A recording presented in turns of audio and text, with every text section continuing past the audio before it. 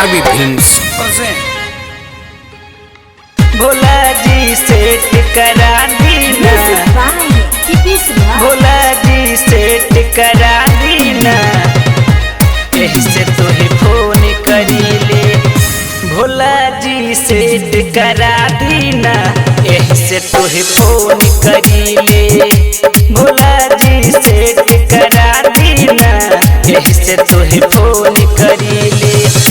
जाइले जब घूमे लगेला मुँह फेरे, देखी ओकर भाई जरेला, देखी ओकर भाई जरेला।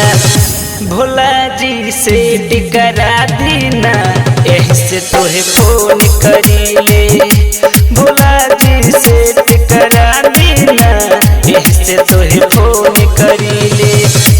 जाइले जब घूमे लगेला मुँह फेरे, देखी ओकर भाई जरेला, देखी ओकर भाई जरेला। भोला जी सेट करा दीना, यही से तोहे फोन करीले। भोला जी सेट करा दीना, यही से तोहे फोन करीले। भोला जी सेट करा दीना, भोला जी सेट करा दीना। Mix by Dipesh recording studio Ramgarh. Bhola ji set करा दीना, यही से तोहे फोन करीले।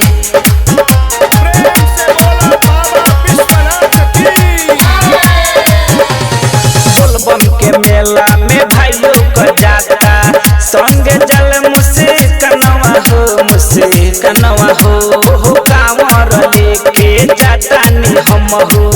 पूरा कद सपनवा हो, सपनवा हो। इहे बात सोची कि मन बड़ दुखी, आँखी से हम लोर गिरेला, आँखी से हम लोर गिरेला। भोला जी सेट करा दीना, यही से तोहे फोन करीले। भोला जी सेट करा दीना, यही से तोहे फोन करीले। भोला जी सेट करा दीना, भोला जी सेट करा दीना, यही से तोहे फोन करीले। भोला जी सेट करा दीना, यही से तोहे फोन करीले। राइटर बुलेट राजा श्याम दीपेश लिखे हो गनवा हो, गनवा हो। भोला नी दर्दी खाना न खाले, लागे नाही मनवा हो, मनवा हो। पिए खाली गाजा कहे बेली साजा, न हमरो बात सुनेला, न हमरो बात सुनेला, सुनेला। भोला जी सेट करा दीना, यही से तोहे फोन करीला। भोला जी सेट करा दीना, यही से तोहे फोन करीला। Mix by Dipesh recording studio Ramgarhwa.